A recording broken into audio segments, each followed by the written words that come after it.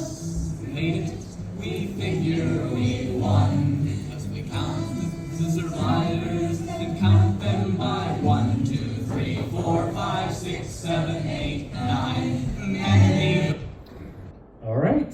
So you heard some folk music from one of the early Worldcons. 12 years of Worldcon was the name of the song. Welcome to celebrating 90 years of fan convention history from Worldcon to Anthrocon. In fact, the very first Worldcon, the first 3-day fan convention with the first guest of honor, first organized programming, first cosplay, first dead dog party, happened exactly 85 years ago yesterday. So we are living in a very, very historic time that we've actually had 85 years of these fan conventions, and Anthrocon is just one of many continuing this tradition. So welcome to this historic panel. Who here has been to any of my convention history panels in the past? Okay, so we have a few people.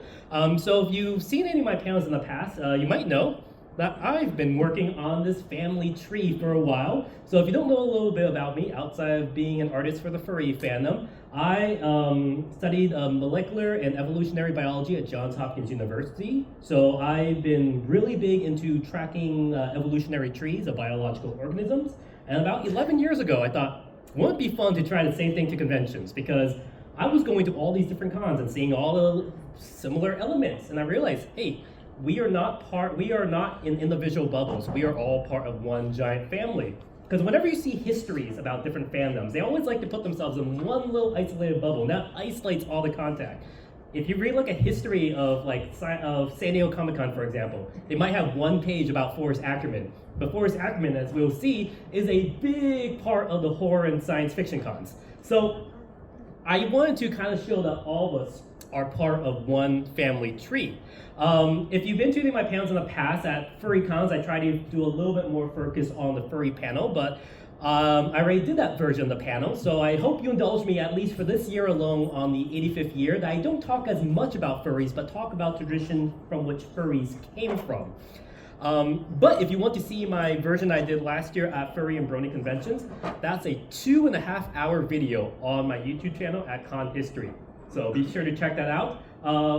By just surprise circumstance, Mark Molino, came to one of my panels at, I think it was at BLFC. He walked in, ironically, the exact moment his face appeared on the slide. It wasn't planned, and I canceled my panel. I told him to come up here, and he chatted for an hour. It was amazing. Some of the recordings of that is on that video. So speaking of which, this panel is dedicated to him, because not only is he really the fodder of, we see him as the fodder of a lot of the furry cons, but through his cartoon fantasy organization, I would argue he's the fodder of the modern anime con. I normally say anime fandom in the United States, but it's the anime fandoms in the United States that actually went back and inspired how anime cons are done in Japan. So you could say also inspired just anime conventions as a whole as well. Speaking of the con tradition, I'm actually starting my own online convention called ShifterCon. If you've been to my panels about transformation, that's another subsection I like, so keeping in that tradition. And we're hoping to have an in-person con next year as well. So this is a little bit more detailed breakdown of that family tree. There's a little bit of, there's low spilling branches, but I really, since it's the 85th year of Worldcon, I also realized it's the 90th year since the foundation of Hugo Gernsback's Science Fiction League, the first organized fan group, which kind of laid the template for a lot of organized fandom in the United States and Western Europe specifically. But we also are hitting a lot of anniversaries of a lot of major events. So as opposed to doing my entire history of conventions, I want to focus on just a few of these events and show how each of them kind of shaped how modern conventions and fandom will be going on. So if you've seen, I made this limited edition pin set. So this pin set is actually made to teach history. So I included 5 different moments across 5 different genre cons. So you have the science fiction cons, anime cons, furry cons, comic cons, and of course the Brony conventions. And we're going to hit some of these specific elements. So let's get started. So there is a lot of different arguments, both in the academic field and the fan field, of where organized fandom kind of comes from. I would argue you could go back to the shamanic period where cavemen and shamans were telling stories that each generation of shamans will have to learn and repeat over and over again. Some would argue it's all the way back in the Victorian period, where you have Jane Austen really inspiring a lot of middle-class women to form book circles. You had a lot of early fanzines with the Sherlock Holmes fandom back in the day. But a lot of, specifically, what was called the STF fandom, so scientification, no wonder why Forrest Ackerman renamed it to sci-fi. The early sci-fi fandom would like to trace its roots back, specifically with Hugo Gernsback, who accidentally created the science fiction fandom when he started publishing letters from fans in the back of his magazines. And not only did he publish the letters, he published their addresses. So the early version of doxing was also the first social media for these early fans, because these fans could write back and forth letters between each other. So a lot of fans started to communicate through letters. Now, you have to remember, during this time period, the science fiction fandom kind of formed because they felt isolated by the more literary fandom. They didn't feel a lot of their favorite pulp authors or science fiction authors were getting enough recognition. So these fan groups kind of formed to be formed like a love letter to these literary stories that they liked that weren't considered literary. But you have to remember, science fiction is kind of a catch-all term for all pop culture during this period. So if you're a fan of comics, cartoons, fantasy, sword and sorcery, space opera, you were under the umbrella of science fiction. Nowadays, we retroactively call this period speculative fiction, but when I say science fiction, up until at least the 70s, this is kind of what we're talking about right here. So, Hugo Gernsback created the Science Fiction League, and we had a few different major groups emerge from this. So let's talk about that. So two of the most important groups to come from this is the Los Angeles Science Fiction League, which became renamed as Las Vegas Science Fantasy Association, and we have the one in Philadelphia, so here in the same state as well. These are going to be the two movers and shakers in this community. We're also going to have a major group in Leeds, Chicago, but more importantly, New York, where there are going to be a lot of infighting with each other. But before we actually go straight to the SFL, I kind of want to give an honorable mention to the Scienceers. They weren't specifically science fiction, but they're fans of rocket science, and it was formed in Harlem by an African-American fan, 33 years old, but all the members of it were young teenage boys, Jewish teenage boys, which are kind of interesting. So you kind of got the early roots of this. And during this period, it is predominantly like a white fan base, but I do want to give a shout out to this individual who was not white and basically created what a lot of people consider the first science fiction fan club. They also created what might be considered the first fanzine. Now it's controversial because they talk specifically about rocket science and not like science fiction, but they created their own fanzine called The Planet. But most people consider the first fanzine The Time Traveler, organized by Julius Schwartz, Mort Weitzinger, Forrest J. Ackerman, who kind of becomes like the big fan personality during this period as well. Let's see, I would go first on the drawing of Forrest J. Ackerman. I'm trying to turn this period into like a little webcomic. Forrest J. Ackerman, going to be a big individual. He's going to be the father of cosplay. He's going to be the father of a lot of different groups. Creator of Vampirella, honorary lesbian. There's a lot of titles that he's known for as well. So, from the Science Fiction League, we got the idea of these different groups of the Science Fiction League trying to meet up with each other. The first attempted meeting was from when fans from Chicago tried to meet with fans in New York. And they said, oh, this could have been the first convention if we called it the first convention. Now, you ask any old guard science fiction fan what the first convention is, and most of them are going to say it's PhilCon or the Leeds event. PhilCon because it was the first organized group to call themselves a convention, and Leeds because it was the first planned event to actually be a convention. But these events are kind of, if you looked at them by today's standard, they're nothing more than just fans meeting up together at someone's friend's house. It's not really a convention. While by this tradition, they are part of the family tree, I don't specifically call them conventions because they don't have a lot of the DNA roots that we will see with all the modern cons. However, this is definitely the family tree and part of the proto events, and also it's all semantics. They said these are conventions because the fans called it a conference or a convention, but at this point it's really semantics. But the first one that tried to call itself the first convention is when a group of New York fans met with Philadelphia fans for one day. This was the first attempt for this. You're going to start seeing individuals who are going to start playing a big role in Worldcon. So specifically, you want to keep an eye out for this individual, Donald Woolham. He's the guy who founded the Futurians, and then you're going to see Sikora, who's going to be in charge of the New York section of the Science SFL, and the individual who's going to found New Fandom, the two warring factions of this time period.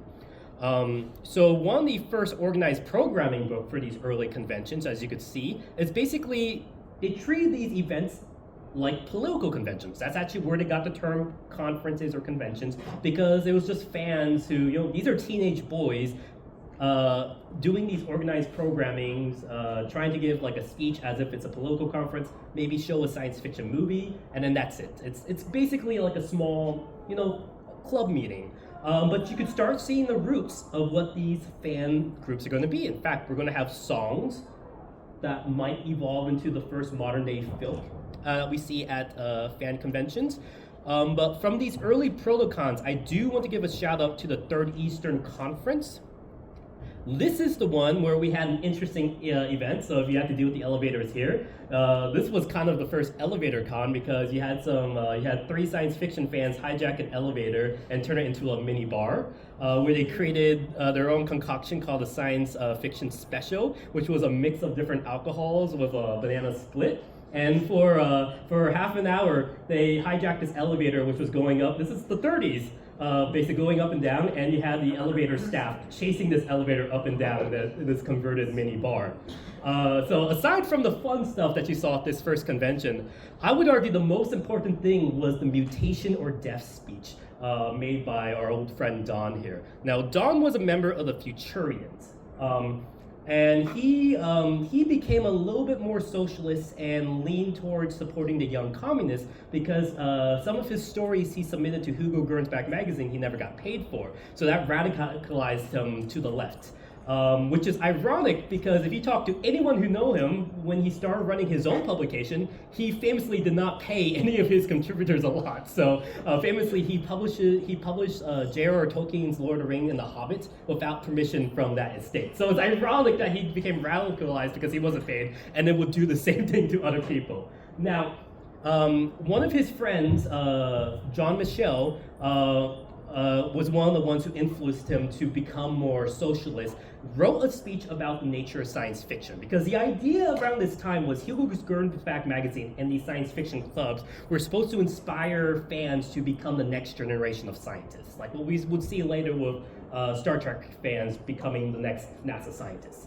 However, Woolman, Michel, and the Futurians, the group that would become the Futurians, argued, we aren't seeing that. We're seeing more escapists. These are fans who are being fans for fans' sakes. Fans who are not willing to become scientists, but fans who just want to go and write science fiction. We're not seeing any change. Unless we actually take our fandom into the right trajectory, we're going to die. And he famously, the mutation or death speech was a call for the fandom to be more political. This was right after the Great Depression, right before World War II. So the idea that these conventions should be more like political rallies, and every time they meet, fans should have a political agenda that they state out, we are against the war, or pro-peace, something like that. A lot of the fans did not like this, and they booed it. In fact, the next convention, they toasted down with Olim, because they did not like the idea of fandom being politicized, and you had a splinter group formed with Sakura, who basically, he and Woman split the entire New York scene, and he formed a group called New Fandom, and the purpose of New Fandom was, just have conventions for fun.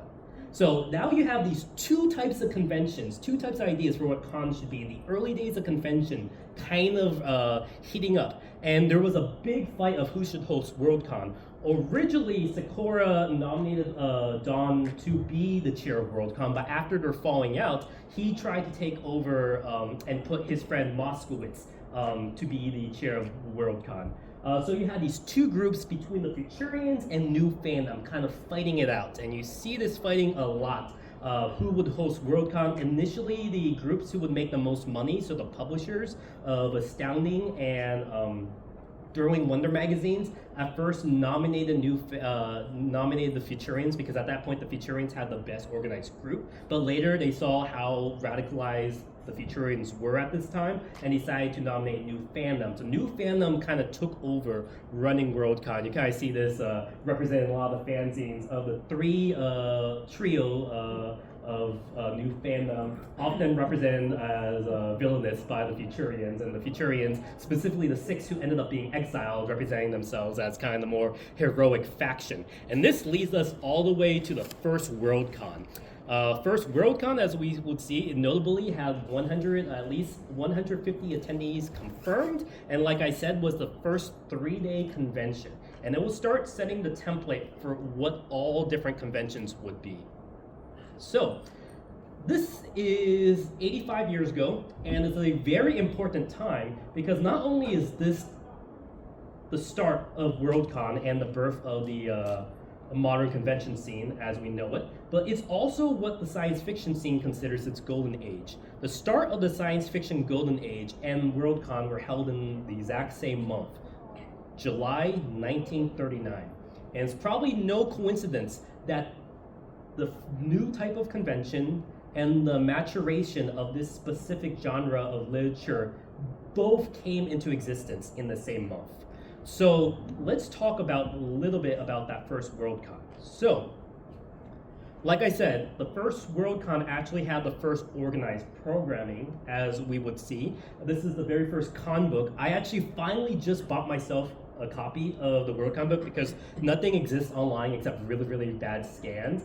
And it costs a lot. It's 85 years old, but when I finally held it in person, I realized why it's so hard to scan, because that entire cover is gold foil, so it's very, very hard to see. And actually, if I had more time, there's a funny story about, so Julius Schwartz, who later worked for DC Comics, argued with Sam Moskowitz to use his printer friend, and then he basically had the most extravagant comic book printed because he thought, hey, we could sell enough ads to cover it, right? It's only $90, which was a lot back then. I have to remember the con banquet, which is something that doesn't continue on with furry cons, but something that's still big with science fiction con. The con banquet back then was like $1.50, which was a lot, so a lot of people couldn't make it to the banquet back then. Surprisingly enough, this con actually ended in the black, so they actually made money this first con. So, which is a rarity you see now with a lot of conventions. So, like I said, first organized programming. Surprisingly enough, that art on top actually just went up for auction too. So a lot of this stuff went up for auction. I was trying to save my own personal money to buy a lot of stuff, but everything went for a lot. Like the first Hugo Award to Forrest J. Ackerman went for 12 grand. So I mean, at least other people recognize the history, which at least it went to someone who appreciates history. So. Basically, the main characters of the first Worldcon we had to contend with. We're going to talk about Forrest Ackerman and Meroyo later, but we're going to really talk about the fight between the two Futurians. Now, Sam Moskowitz, as the chair of Worldcon, is kind of taking the lead, representing new fandom, versus Dawn, who is still in charge of the Futurians. As you can see, these are basically all teenagers. Like, Dawn is basically the oldest of this group at 25 years old, but he's basically yelling at high school teens to, become more political, which is kind of ironic and funny in retrospect. So, up into this, you start seeing battling and fighting within the fanzines. Futurians were painted as communists, while New Fandom was painted as fascist dictators. But what was funny is David Ackerman Kyle, no relationship to Forrest J. Ackerman, though he kind of liked to insinuate he was, to kind of become more, the early version fandom version of Poppy Fur back then. He would make use of that. He also likes to claim he was the one who came up with the idea for Worldcon, but everyone else disputes this. He famously, since his father owned a newspaper publisher, he famously printed out this pamphlet, which is actually the first pin we have in this set, where he basically argued that new fandom is going to be a dictatorship and silence out any of the Futurian voices. And he didn't know if this would happen or not, but he printed a bunch of these pamphlets and hid them in the AC units in front of the hotel. Also, Worldcon might be the first hotel model convention, which is basically every single con starts as a hotel model convention before they expand into a convention center. So another Worldcon first as well. So he hid it in the AC unit. You can see kind of recreation of what was Caravan Hall, which is where the first Worldcon was held. and someone found these pamphlets, and they thought it was Dawn and the other Futurians who created this pamphlet. So when they tried to enter the con, they were kicked out. They're like, no, you can't enter, you made this. Like, I don't even know what this is. We have no association with this. So ironically, David Kyle got his Futurian friends banned. And he actually still got to get into the convention himself. But these, the 6 exiled Futurians basically marched across the street, sat at a cafe, and held a counter Anthrocon. So they would just be gleaming across the street at the con happening and just like angry. What's funny is a young Isaac Asimov, 19-year-old at this time, was also a member of the Futurians, and he also was able to sneak in, but he felt bad that he betrayed his friend. So when he went across the street to get lunch later that day, he's like, oh, they're going to be upset with me, but they're like, no, you're a spy on the inside. Give us the juicy details. So it's funny that they were kind of camping out across the street doing this. So this was the door that they were exiled from, and this was the convention hall. So back then, you only had one panel room, basically like a large lecture hall like this, and basically you didn't have a paneling track yet, but you had this panel room where everyone was talking. This was on the 3rd floor. Some of the important attendees at this very first Worldcon. So specifically in New York, you see a lot of people who will become very, very big in DC Comics. So Julius Schwartz, Mort Weisinger, who would host the first Dead Dog Party, Jerry Siegel, who co-created Superman the previous year, starting the Golden Age of Comics. So again, it's interesting that both the Golden Age of Comics and Golden Age of Science Fiction basically occur within the same year of each other. And you have a lot of young fans who have yet to be published. Ray Bradbury came all the way from Los Angeles, and Fat Forrest Ackerman and Maroyo funded his trip over. Isaac Asimov was there as well. Ken Kruger, who's only 13 years old at that time, would later go on to become one of the co-founders of San Diego Comic-Con. So see all the roots of the cons kind of starting here. Now, of course, Worldcon got its name because it was taking place around the same time as the New York's World's Fair. So, of course, the New York's World's Fair was showcasing a lot of big exhibits about the future, so a lot of the Worldcon attendees will go. This is where a lot of people saw television for the first time, which was very, very impressive back then. And of course, the very first Worldcon, this is a artist recreation, the Worldcon line. So yes, lines have been around for 85 years at conventions. The very first 3-day con had a line, and all the cons since then have lines. So you have to do with the Anthrocon line. Hey, this is part of the con tradition we all kind of come from.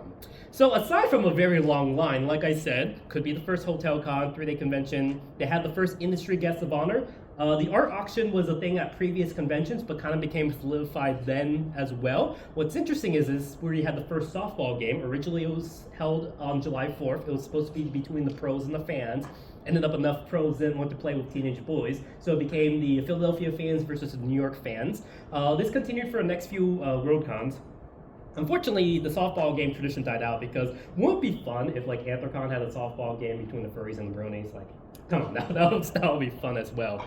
So the Futurians, they held their rival convention across the street. And this is interesting because the Futurians admitted they didn't even want to go to the con to do their typical political protest and rally. They just wanted to go to the con and have fun.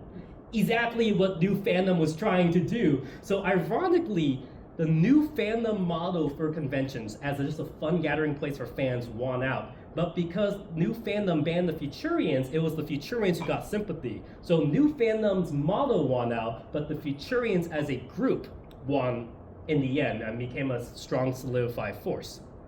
Now, at the Futurian Anthrocon, they also wanted to see if we could have another con the next year, and Chicago was chosen as the most logical place to have the next convention. And this is where, after the Futurians had their meeting, this is also where we get the first Dead Dog Party. So Dead Dog is a term in the Great Depression era that meant empty liquor bottles. So that's actually where we get the name Dead Dog Party. It actually had nothing to do with furries. The furries just picked up that name because it was part of that long tradition. So Mort Weisinger, one of the feature editors for DC Comics, basically had a staff party for Worldcon attendees and staffers at his house where they finished off all the extra alcohol. So that's the first Dead Dog Party, and kind of has become a tradition at conventions. Go to any convention, you'll have that staff Dead Dog Party as well. Now, most important thing is Forrest J. Ackerman, big fan personality, was really into wanting to dress up as a character from one of the one of the H.G. Wells adaptation movies at the time, The Shape of Things to Come, and he had one of his fangirls, Moroyo, make this cosplay for him, which is interesting because Moroyo is over a decade older than him, but she was very, very smitten with him during this time. Now, I've seen this repeated a lot that they were dating boyfriend and girlfriend, but I couldn't see any contemporary sources of them specifically being in a relationship. But it was very, very clear that she she was romantically attracted to him, but he wasn't until she broke it off with him later on. But she was a good seamstress and sewed the costume for him.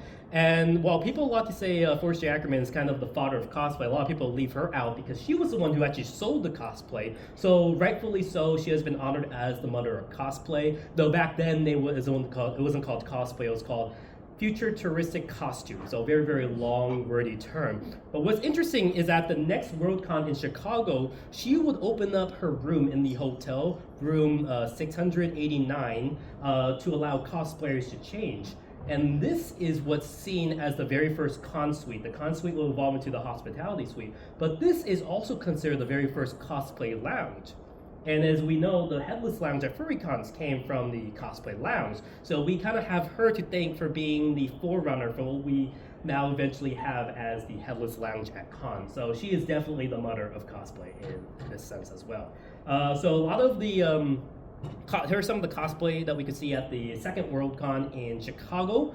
This is also where we had the first cosplay masquerade. Now, Forrest J. Ackerman was kind of crazy because he wore his costume the entire con, all 3 days of Worldcon, even to the World's Fair. And you know, there was no place to change back then. So now that they were at a specific hotel, the Chicago Inn, and Moroyo offered her room as a changing area, now most people only change for the big event Saturday evening, the cosplay masquerade.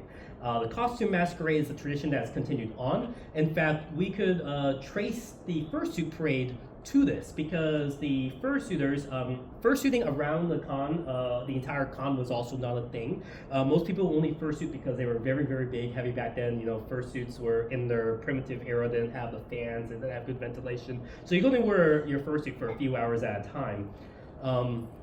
So most people will wear it for the fursuit masquerade Saturday evening. Eventually, they moved the fursuit masquerade to Saturday afternoon, but unfortunately, that meant the dealers in the dealer's den didn't have a chance to go see it. So after the fursuit masquerade was done, they would march all the fursuiters to a dealer's den. That's where we got the birth of the fursuit parade. Nowadays, we don't have a fursuit masquerade anymore, but we have the remnants that continue from that, the fursuit parade from that tradition. All right, so Chicago Worldcon was a very, very good success, and that eventually led the way for Worldcons to become a more annual tradition where each city, so kind of like the Olympics, each city will kind of host a bid for the Worldcon, and that city will host it. So last year it was in China, this year it's going to be in Glasgow, next year it's going to be in Seattle. So you're going to have, and it's interesting because it's a new community, it's a new con committee hosting Worldcon each year. So unlike a lot of the cons that we now have where it's always the same committee that just passes on and maybe changes out the chair. So Denver will be the next one. We had fun was kind of how they summarize it. You can see in the memories of that ShyCon. Underlined, we had fun. We had fun. Filk. So cosplay convention music was a big thing. Now we could trace a lot of the early music sung by the science fiction fans, so they would have club songs. But remember how I said the Futurians are really, really more socialist leaning? They would really love to go and sing union protest songs. So when these old conventions were held at hotels, what's normally in the hotel lobby? A piano. Someone would normally go to a piano, just sit there and start playing, everyone would join in. You would have empty panel rooms where someone would just sit down, have a guitar, start strumming and playing, and other people would join in. And they will be singing these union protest songs. Over time, the words to these songs were lost, and they were replaced by songs about their favorite science fiction characters, Flash Gordon and whatnot, all the way to the Star Trek community. And this is where we kind of get the birth of convention music. And at the end of this plan, I'm going to play a little 7-minute medley of all the different convention music, the evolution of convention music. But we could kind of see the roots with these early protest songs being played. And we could kind of see this now. If you go to any empty crevice of this convention center or your con hotel, you might see someone at the piano. playing a song. You might see someone strumming on the guitar. This is partaking in this long tradition of con music. All right, so let me see. I don't think the video could be played here, so we're going to skip a little forward. But you're going to see a lot of things that Worldcon's going to start. So the con badges, dealer ribbon, all these ribbons and stuff. You wonder why this stuff exists? It's because of these early science fiction cons. Someone asked me, well, business cons do that, and I haven't been able to make a complete connection, but my theory is because a lot of people who now do business conventions, grew up as science fiction fans, probably attended cons, probably just continue that same badge ribbon tradition to the business conventions. I don't have any proof of this yet, but just a theory because the business conventions were doing this long after the science fiction cons were. But like I said, people love collecting their badges. In fact, this is my badge when Worldcon went back to Chicago 2 years ago. And I only collected the most important ribbons. And you can see my badge, it was still like 3 feet long right there. Room parties are going to be the next important thing because like I said, science fiction is the catch-all term for all fandoms, all different communities. So to meet up with your like-minded fans, you would organize specific room parties. If you want to go to a Doctor Who room party, if you're a Doctor Who fan, that's where you will go. The room party floor has become a big tradition at these early science fiction cons, which has continued over to the furry cons. That's why a lot of old school furry cons, if it's a furry con founded in the 90s, most likely you still have a room party floor continuing that tradition.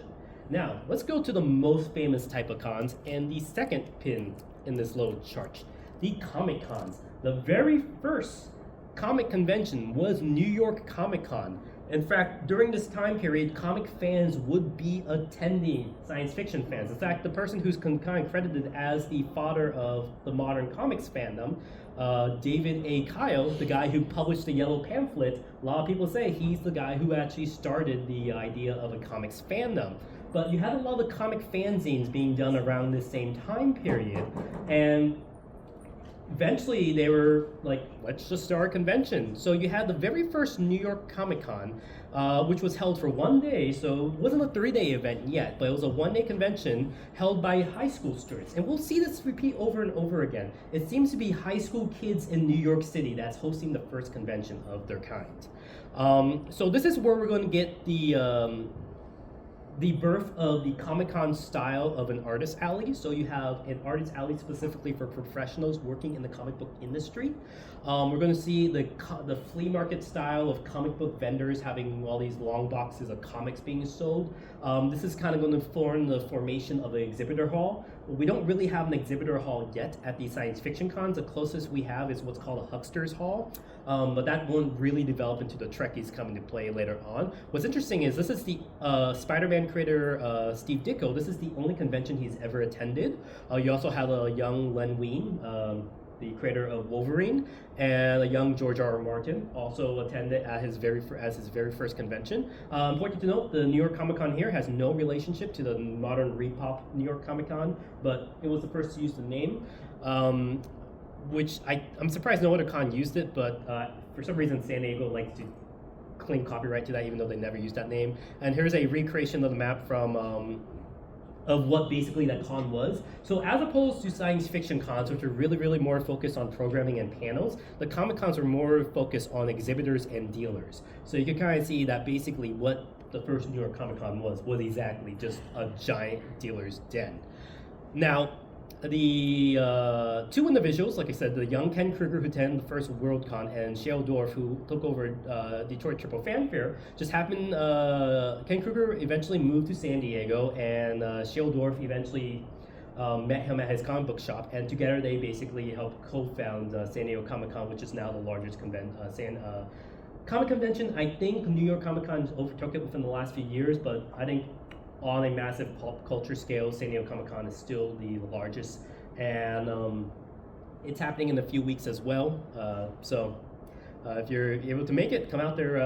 Furries have also been a present at that convention as well. I have to note that a lot of female comic fans were played a major role in this period. So you had a lot of female comic fans basically create the first buyer's guide to comics, the first a lot of the early comic anthologies. Chicago Comic Con, which is one of the other oldest Comic Cons, that's now known, I think, as Fan Expo Chicago, was also founded by Nancy Warner, who owned a local comic book shop during this time period as well. And then we had the birth of a lot of underground indie comics during this period. So the 90s counterculture movement. A lot of people said it was actually because Don Woolman was publishing J.R.R. Tolkien's Lord of the Rings and The Hobbit without his permission, but he published it in paperback, which made it cheap and accessible for the hippies to actually read. It kind of helped inspire the counterculture movement. Some other people said it was Steve Ditko's psychedelic artwork that helped inspire the counterculture psychedelic movement. Robert Crumb with Fritz the Cat coming to San Francisco, basically starting what's known as the San Francisco New Wave movement. You also had the Austin comic groups known as the Texas Mafia moving to San Francisco. So you have a lot of different types of counterculture movements popping up. A lot of them are centered around California. A lot of them do involve indie comics. You have a different type of indie comic scene evolving in Japan around the same time, specifically at the Japanese science fiction cons, where you had a lot of artists draw doujinshi, which were short little comics. Very similar to Tijuana Bibles, a lot of it's adult art. Yaoi Yuri kind of gets a start with these doujinshi comics as well, but you have another type of independent comic evolving all the way in Japan, which will basically start the fan style of Artist Alley and basically lay the groundwork for Comic Ket, which will eventually help inspire the anime cons to come later. But most importantly, in context of our fandom, this is where we get a lot of the early furry fanzines. So they were called Funny Animal Comics. The furry didn't exist, but they were called Funny Animals. And I believe this has two different terms. One, because they were literal funny cartoon animals, but the other term is the slang for comic strips was called the funnies. So there's a theory that they were called funny animals because they were comic strip animals, so the funnies. Funny animals, or because they were literal funny animal comics. So you have two plausible routes for why the fandom during this time period were centered around funny animals, and we'll start seeing the early meetings of these funny animal fans at the science fiction and comic cons. When we get the birth of the art show, this is going to come into play. And actually talking about the art show, let's go back to that science fiction league. So after the science fiction league kind of dissolved, one that made the oldest branch, the Los Angeles branch, reformed as Losfus as we know it. And they had a lot of important members, like I said, the mother and father of cosplay, Marolio and Forrest J. Ackerman. Another person that Ackerman was kind of smitten with, who basically created the first lesbian zine in the 1940s. Like you said, we had a young Ray Bradbury, Robert A. Heinlein, who I didn't mention for Worldcon. He bought a badge for Worldcon, but didn't attend. So a lot of people say he's the first Spirit badge attendee. Interesting enough, L. Ron Hubbard, again, science fiction writer during this time period, also experimented with Dianetics at these early science fiction clubs. In fact, there's a lot of, they said it's apocryphal that he and Robert A. Heinlein had a contest of who could start a religion. And people say that this isn't true, but there's been so many reported sources over and over and over again that I think this has to have been true, that he did start Scientology as a bet. He did actually perform it at the Pittsburgh and Philadelphia, Los Angeles science fiction societies, where the first Worldcon chair, Sam Moskowitz, testified in court that he actually saw Ron Hubbard create this system and said he's doing it to kind of make money as well. But what's more interesting is we want to get to this side. So Biro Trimble is the lady who basically saved Star Trek. She was the one who was doing the Save Star Trek campaign, and it's thanks to her we probably got the third season of the original series of Star Trek. But most importantly, on the convention side, she's also the person who organized the first art show for Worldcon.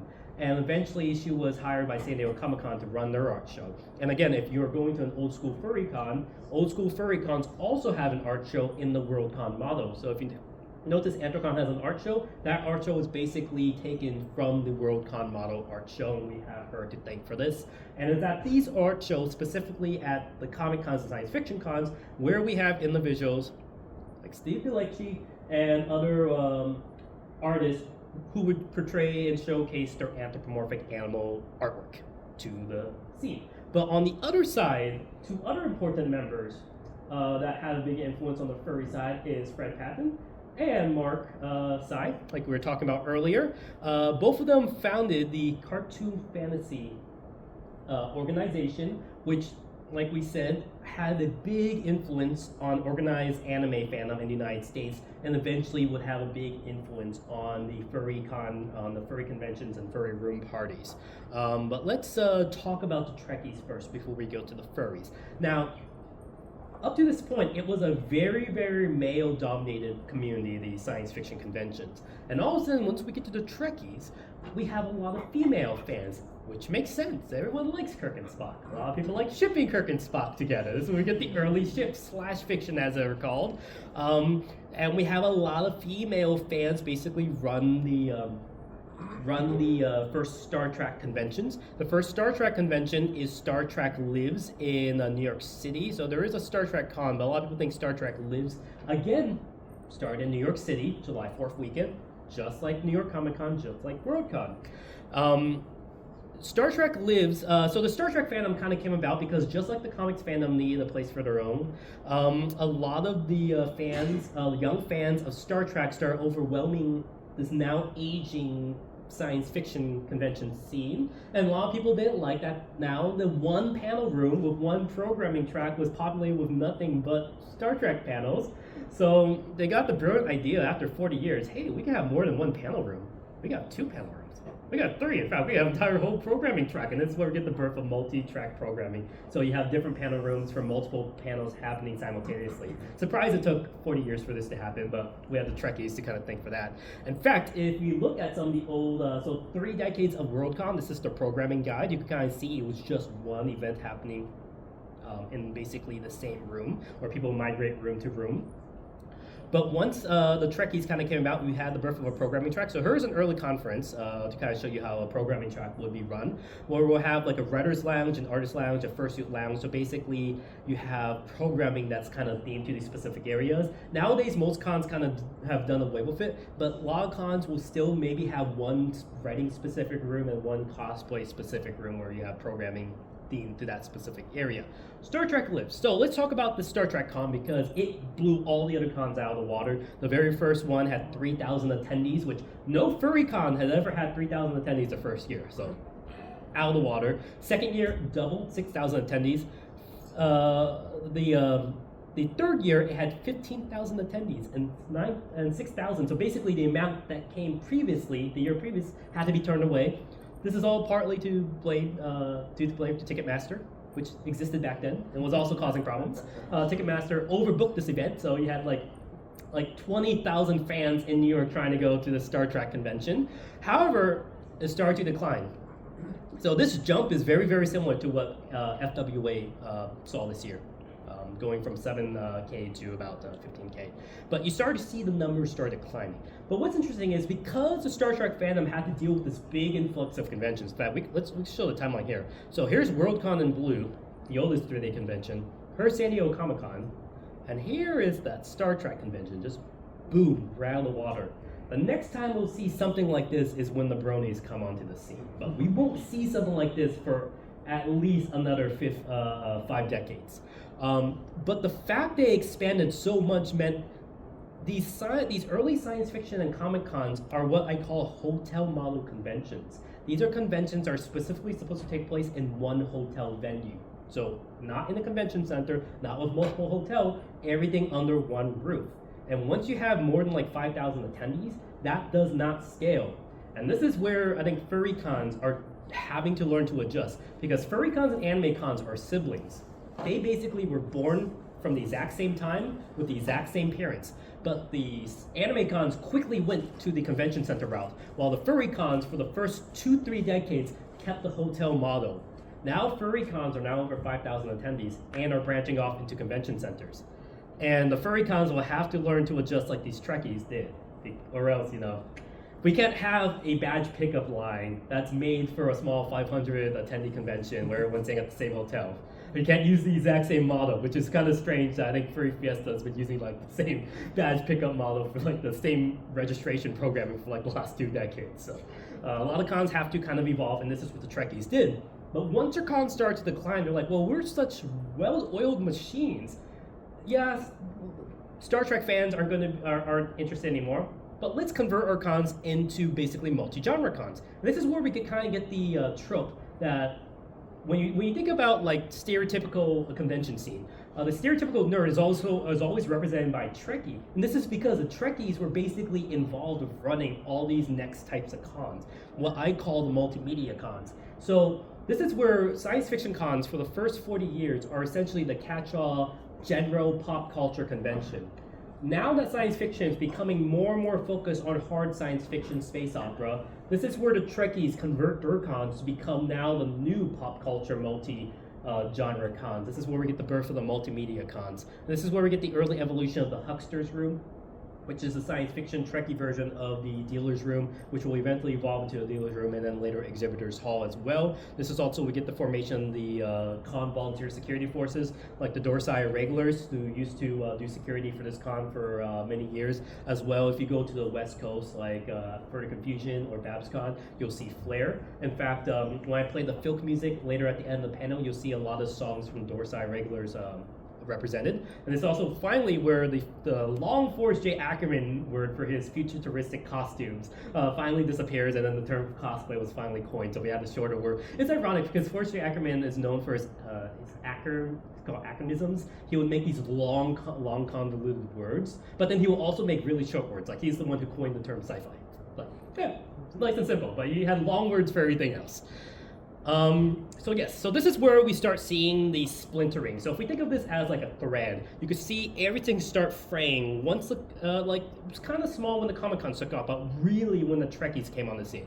This is where everything started to splinter and kind of like fray apart at the scene. And this is where we kind of get like the stereotypical attendee icon. So the trope for most science fiction con attendees, they always wear that weird propeller hat. But in fact, if you go to old Worldcons, you'll see a lot of people still wear the propeller hats. But you see the evolution of how the typical nerd attendee is represented at these different types of conventions, especially when things become more multimedia. Again, if you're a Doctor Who fan, Doctor Who kind of had a Now, they weren't as big as Star Trek cons here in the United States, but you start seeing a small amount of Doctor Who cons kind of take off, especially with the revival. Now, this comes to the next pin in our series, the Cartoon Fantasy Organization. Specifically, I like to call this chapter of the book, when it's published, the Children of the CFO, because this is where we get the birth of modern anime fandom in the United States and the modern furry fandom as a whole. So like I said, it was based out of Los Angeles. The founders were all members of Lost Fist, specifically these two individuals. Both are considered respectively the father, at least one of the fathers of the modern anime fandom and the modern furry fandom. Like I said, both have the same roots. What's interesting is both the CFO and BABSCon, the local science fiction con in the San Jose Bay Area, will have a very, very big impact on how Further Confusion a conference is run, and also how Anime Expo, when it was still in San Jose, was run. So basically the first anime and furry cons kind of had literally the same two organizations as their parents. So how anime was done during this period was, anime was not really shown.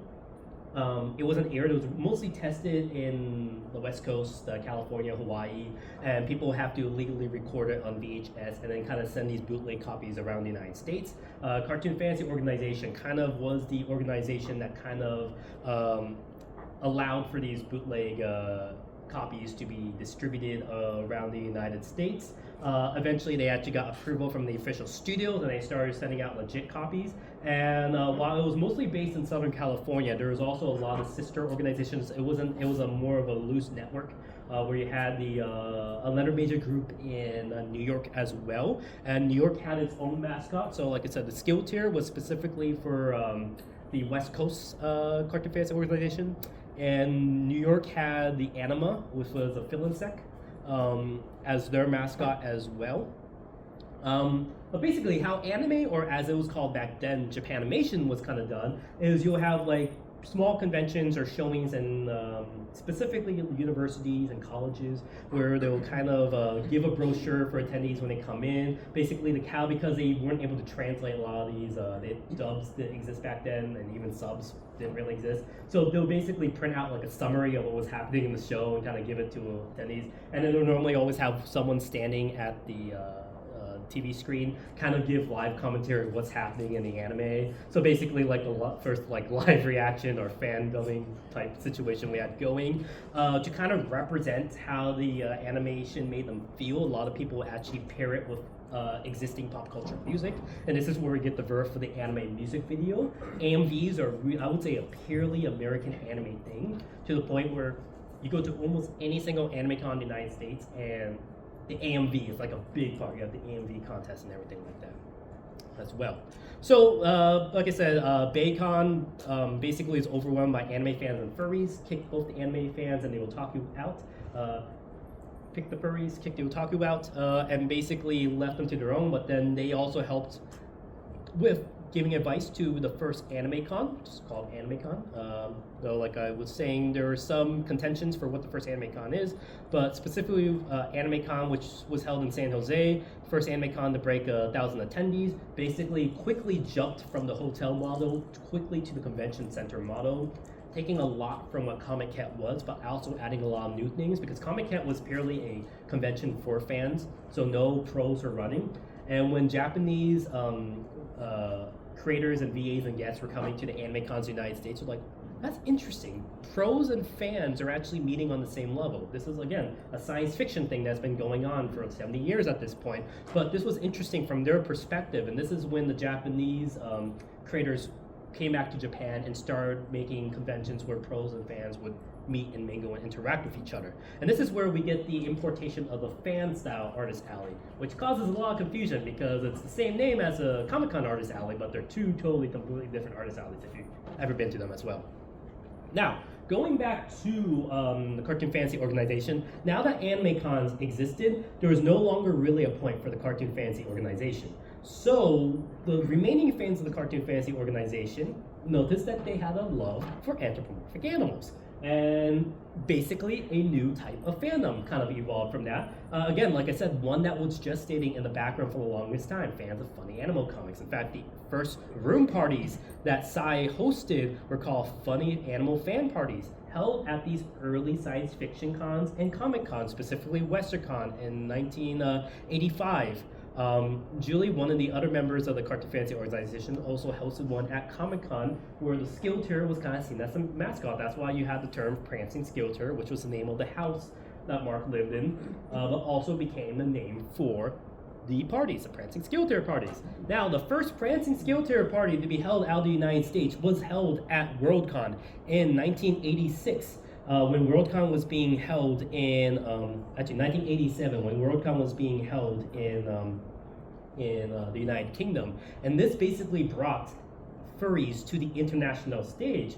Now, what's interesting is this Worldcon was also being infiltrated, not by furries. Our old friend L. Ron Hubbard comes back, and Church of Scientology tried to hijack this con by putting Scientology marketing on all the badges, programming books, everything. In fact, at the Hugo Awards, they tried to convince the Hugo Award winners to talk positively about L. Ron Hubbard, and then trick the Hugo Award winners to go to the Scientology room parties as opposed to the Hugo room parties. Again, it's interesting because you have these two members of the Los Angeles Science Fiction Society, L. Ron Hubbard, and then Mark, both hosting parties at the same Worldcon. Both of them members of the same science fiction club in LA.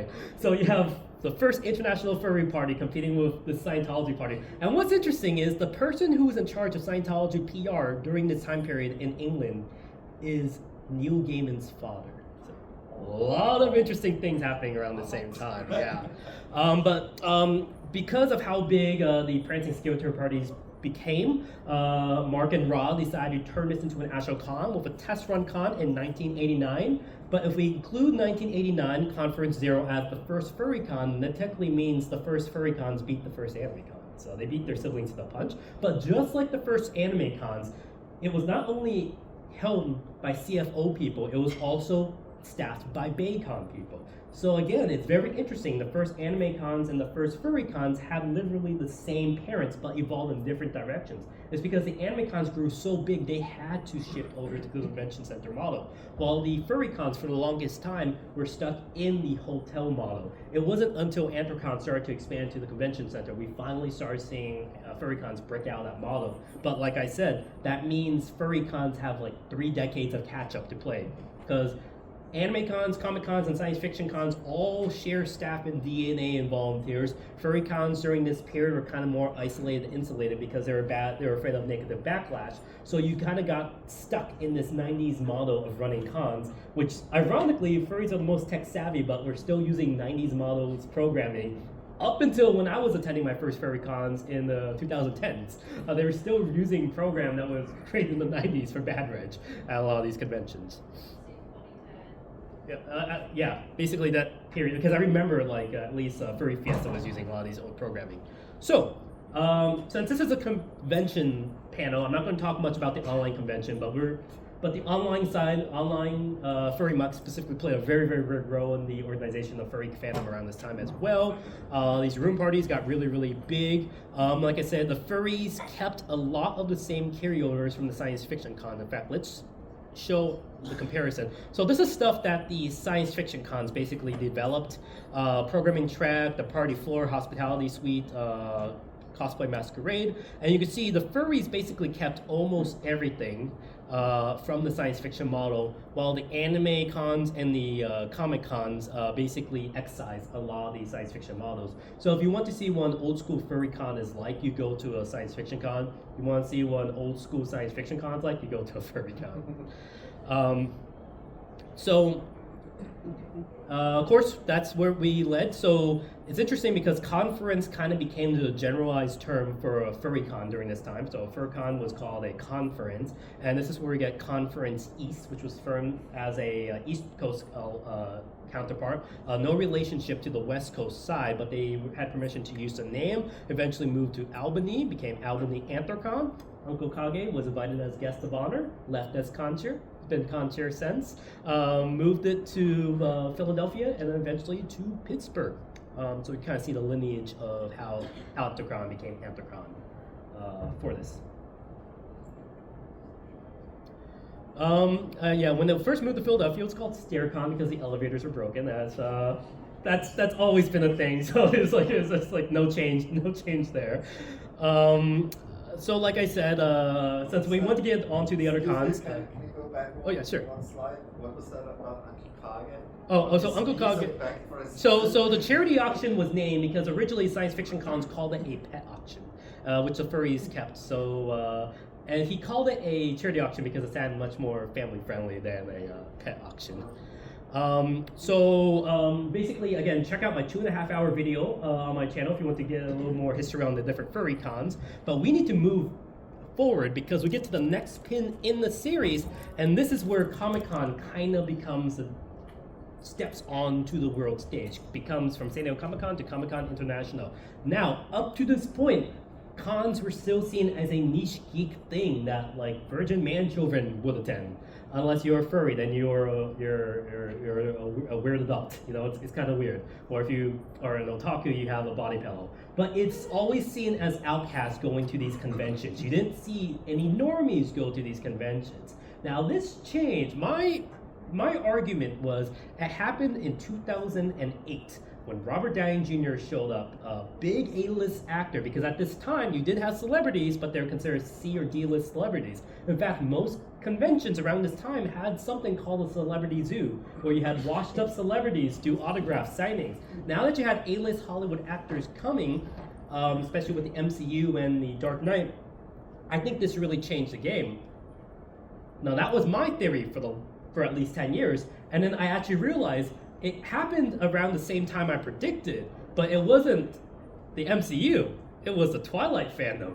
Because it was the Twilight fans that filled out Hall H. And once Comic-Con filled out Hall H, it completely filled out the entire San Diego Convention Center. The Hall H sign is where the biggest panel is held, and it's kind of considered the unofficial symbol of Comic-Con now. So you had Hall H basically filling up, and now Comic-Con has become the new, geek is chic now. This is where we get the shift of now normies wanting to attend. This is where Comic-Con tickets now sell out within minutes. And you can't, up to this point, you can still buy a ticket the day of and just go to San Diego Comic-Con. You can't do this anymore. This is where you also get the idea of like Loot Crate, Funko Pop, Loungefly, all these like companies trying to make marketing gimmicks off like fan culture. This is where fan culture kind of solidifies and becomes very, very mainstream. This is also kind of where we get the birth of a lot of different types of new types of cons. So Penny Arcade Expo kind of shifted how gaming conventions were. Up to this point, most game conventions were born out of electronic trade shows. E3 specifically came from a trade show. After Penny Arcade, PAX came out, E3 kind of shifted. Eventually disappeared. This is also where we get New York Comic Con, the new New York Comic Con formed by ReedPop. Interesting. This is where we get kind of the rise of the corporate pro-business model conventions, the ones that do the celebrity zoos, the ones who do these, what old school science fiction fans call cattle cons, because both the guests of honors and the attendees are herded like cattle in long, long lines. So Creation was actually the first to start running Star Trek cons in the 70s, but then we have Wizard World, ReedPop, Left Field Media, Fan Expo, kind of taking the stage. And this is where we get to our Brony siblings. The Brony conventions, quickly summarize the BronyCons. Lauren Faust worked during the animation renaissance of the 90s, helped reboot My Little Pony's 4th generation, spearheaded what we now call, well, what I like to call the animation revival. A lot of millennials who grew up watching Lauren Faust's cartoon really wanted to support her. There were some very negative articles attacking Lauren Faust around this time, so a lot of fans, ironically on 4chan, were really, really wholesome, wanted to support a female animator, and basically helped spearhead campaigns to get My Little Pony watch. Actually really fell in love with the good quality of the show. Fell in love with a derp-eyed pony in the background called Doopy, who's kind of became the mascot of it, and boom, we kind of got the start of the Brony convention scene. Up to this point, most pony conventions were basically toy collecting trade shows. So the first 3 generations, what's interesting is, as opposed to the Star Trek cons, which is a convention for all generations of Star Trek, from the original series all the way to the new Discovery Plus stuff, My Little Pony, specifically Brony conventions, are basically a one-generation convention. First 3 generations are not really something that modern PonyCons cover, and Gen 5 was attempted, but nothing has come from it, so they're still purely a Generation 4 thing. They start as meetups. So what a lot of early sci-fi cons fans would consider the first conventions were basically started by, was done by the Bronies as well. But what was considered the first PonyCon is founded by an individual named Purple Tinker. She, again, New York City, founded it in New York City. Again, July. So you have the very first cons always found in July in New York. And she basically quickly created the first convention. Something important to note, she she was a Trekkie and a Furry, and basically created the PonyCons as a model based on both models. So the guest model of the Star Trek cons time merged with the Furry model. It grew really, really big. It grew really, really big.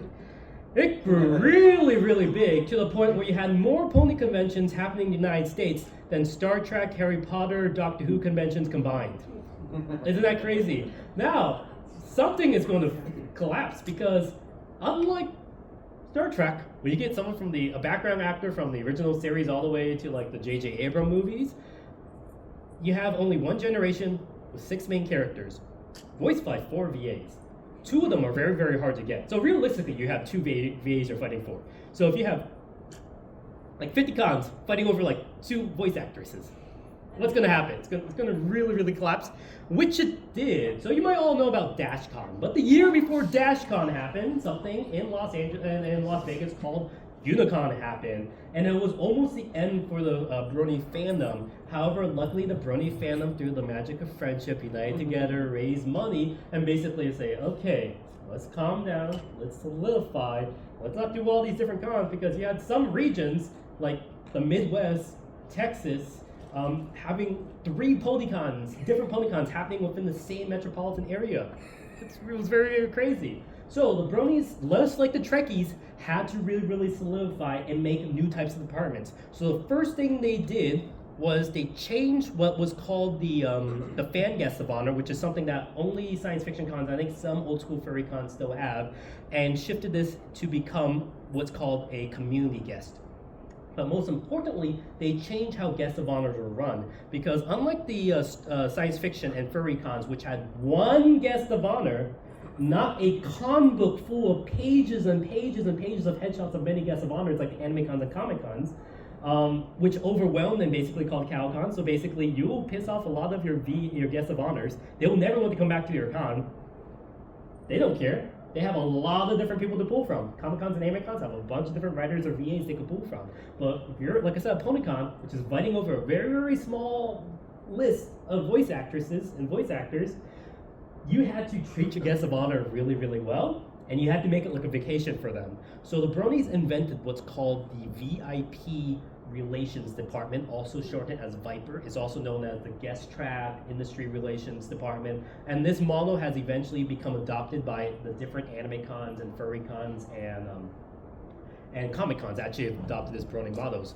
The Bronies also introduced something different. So like I said, so what's interesting is, like I said, Purple Tinker was actually, is a trans individual. And you'll notice, I think I did the calculations. If you look at the first 10 years of pony conventions, all the pony cons have either been chaired or founded by a trans individual. I think it's 75% were founded or chaired by a trans individual, with at least 60% being a trans female. So it's a heavily trans-oriented community, which is ironic because when the Bronies got started, and that's hence their name, Bronies, it was seen as a mostly male audience. A lot of these early male Bronies are actually, they're just young eggs who didn't know they were actually women. So that's actually why Bronies, the BronyCons as a whole, were the first to adopt a lot of different things. Like I said, the gender-neutral bathrooms, the communication tags, which I have represented here, the pronoun ribbons. A lot of this stuff came from the Brony conventions and eventually made their way back to the furries, because you had a group called Cutie Corral who made these plushies, who would make their own group called Corgi Events, who ran pony conventions, eventually made their own fursuits under the name Melon Brat, and wanted to sell their fursuits at their own conventions, which collapsed. They also ran an AnimeCon. They took over an AnimeCon for like a year. It's a really, really oddity. They collapsed. Corgi Events kind of collapsed within the last few years. The pony side became reorganized under Worthwhile Events, and AEIOU took over the furry side. And I would argue through the Brony staffers making their way to the furry cons that this is the point where some furry cons are using pronoun ribbons, some are using gender neutral bathrooms, but I think as a whole, furry cons started to adapt that once the Bronies started to come over. But the most important thing I would say the Bronies brought over is their AV team. Now, if you've ever been to a concert at a furry convention, you might see a Rainbow Dash plushie somewhere in the AV booth. And if you looked at the Wi-Fi might say something silly like 20% cooler or Diet Furry. It is because the Bronies, if you talk about the history of folk music, the Bronies have had such a big history with fan musicians. So you have individuals like, let's see if we get here, so we get there. So like Living Tombstone, Silverhound, Mando Pony, a lot of these different individuals all kind of came from the Brony side. So of course, Brony musicians had to be a big thing. So while I would say the furries are really, really tech savvy with technology, the Bronies are really, really tech savvy with the AV department. In fact, you see a lot of Bronies traveling across the country, going from FurryCon to PonyCon, FurryCon to PonyCon, running the AV team. It was funny, last year, I think the Bronies who are running AV for Everfree in Seattle, on their way to running the AV for Denver, stopped and ran AV for Kamala Harris's vice presidential speech. That's how well run their AV department is.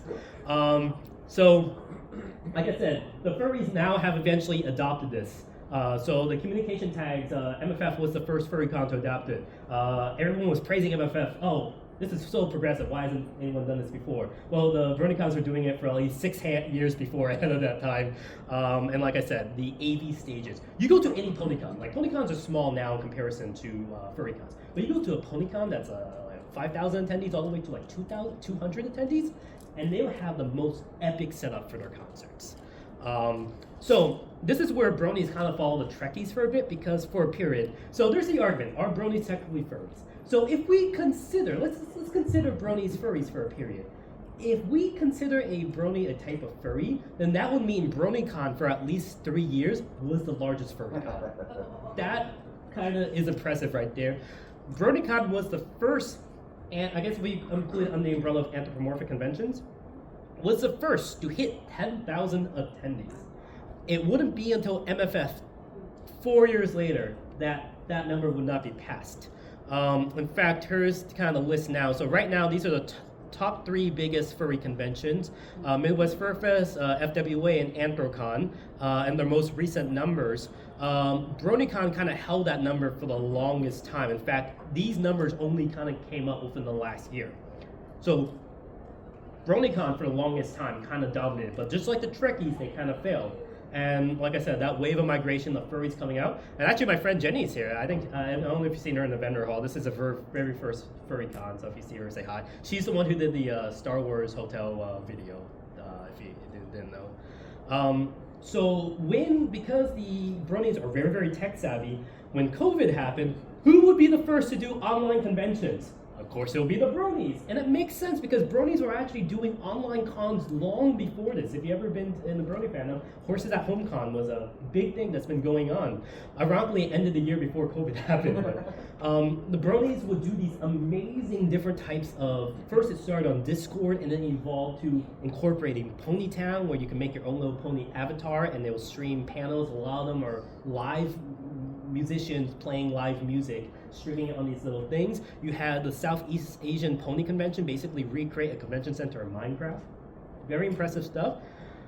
And then furries couldn't be one up, so furries basically started to create their own virtual conventions. And then you see this fun rivalry between furries and bronies basically excelling how online cons were done during the lockdown period. And compared to what the anime, comic, and science fiction cons were doing, it's like they were anywhere close to what the bronies and furries were doing. With furries specifically, Furryality was one of the major hangovers from this period, and now Furryality is now partnered with a lot of furry conventions to have the Furryality portal, so fans who are not at con can kind of, hang out and interact with these different types of fans. So that is 85 years of conventions, 90 years of organized fandom. So this is where I kind of go into my little bit of a retrospective, because there's a lot of history to cover. Obviously, I couldn't cover everything. So one thing I thought would happen more, virtual online cons will have a mainstay. Sadly, they have not. Maybe in the future when VR technology becomes more accessible, but I think at this time, it's basically going to go back to the online conventions. We are in the period where now furry cons crossing the 5-figure marks is going to be a thing. The problem with this is what we saw, which resulted in the decline of the Trekkie and the Brony conventions. Both those types of cons came from a hotel model. The problem is both those cons adapted really fast. Furries have been so used to be ran in the hotel model for almost 3 decades that I'm not sure they're willing to adapt as fast to the convention model. And that becomes a little tricky because the hotel model fits furry cons way better. Because if you're wearing a fursuit, you need to get back to your room and unchanged. Unless you have a bunch of unless you have a bunch of coat checks and fursuit lounges spread across the convention center, I don't think it's worth it. Especially if you're at a hotel 3 miles away and you have to wait 20 minutes in fursuit to get on the shuttle to get to the convention, walk around for 2 hours, and have to wait another 20 minutes to get back on the shuttle. It's not going to be worth it to fursuit. And I think fursuiting is what makes furry cons unique. So, what's going to happen? Well, we had to get into that weird thing because now we have cons for the longest period were volunteer-run cons. Now, some of them were for-profit, some of them were non-profit, but they were run by volunteers. These were small, cozy, intimate events. I like that I could go. I remember I went to a room party at Balticon, and I saw George R. R. Martin, not a cosplayer, the actual George R. R. Martin, sitting on a bed with someone cosplaying as one of his Game of Thrones characters, just casually chatting.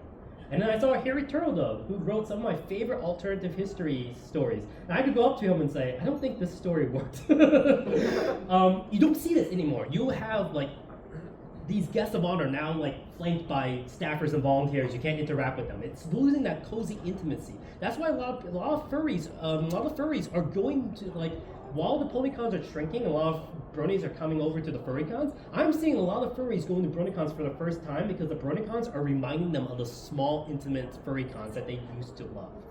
So that is 85 years of cons, but I want to end on this medley of convention music. And after I play this, I'll stay around for questions and answers, but I'll be doing the furry history panel downstairs at 8:30, so I do have to wrap it up a little bit faster.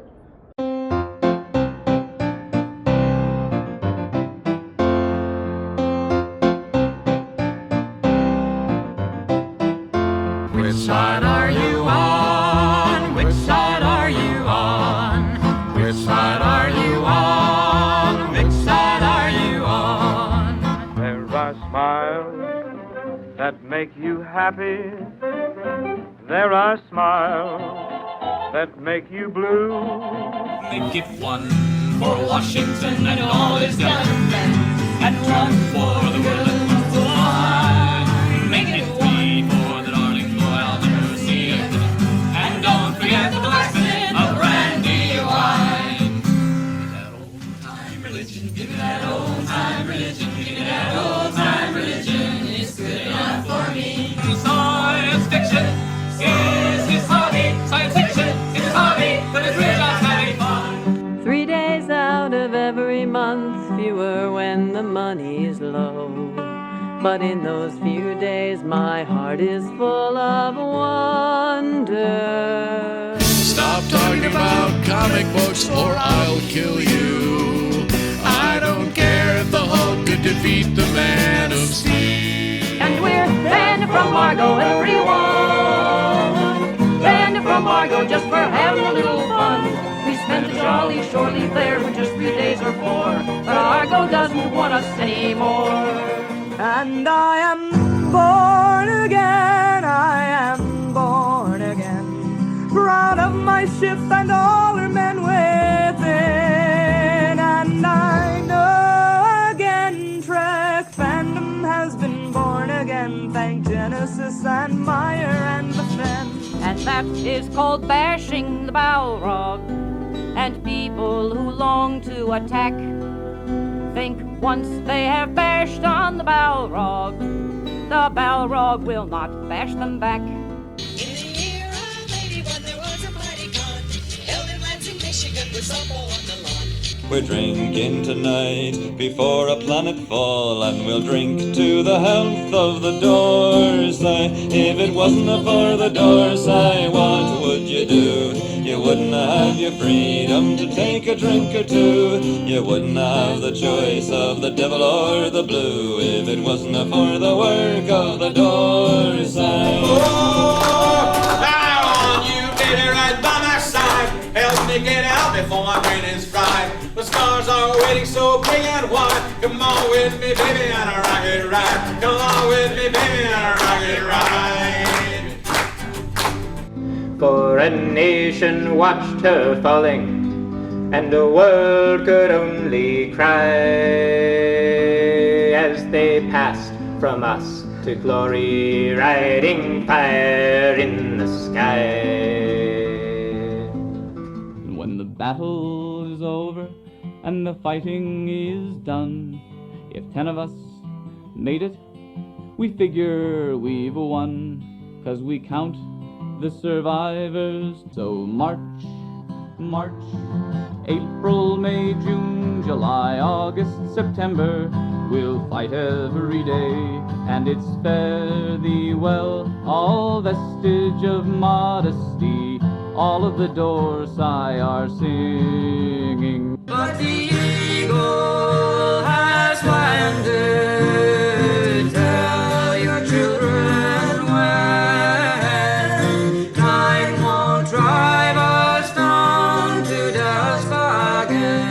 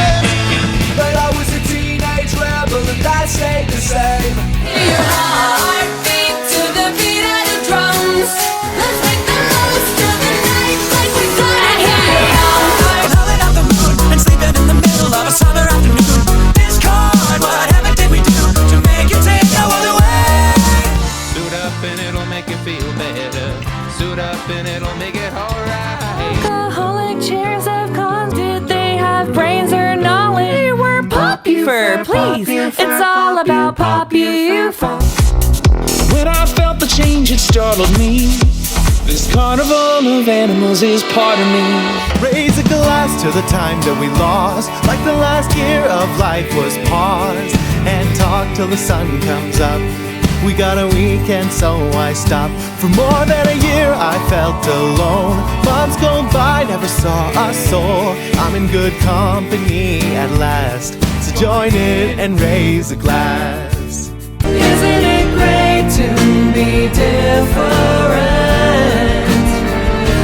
Isn't it wonderful to be exactly who you are? When you learn to start accepting yourself. Where the magic has plays. This is where the magic plays.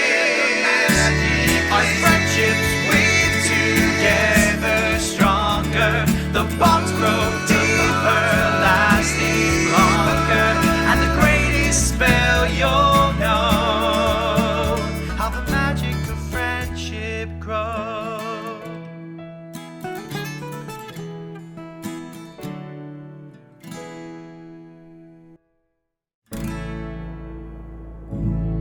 And thank you for celebrating 85 years of conventions. Thank you.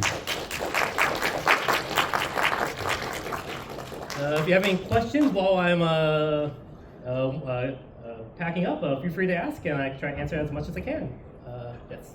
So I'm going to go back to what you said earlier about gaming content out of video games. Mm-hmm. Gen Con? So Gen Con I have, I think, let's go back to a little family tree. I didn't come in late, so if you did it then. So Gen Con, I would say, so a lot of the tabletop cons would come from the, specifically the college conventions in the late 60s, early 70s. Of course, the fantasy style of tabletop gaming was very popular during that time period.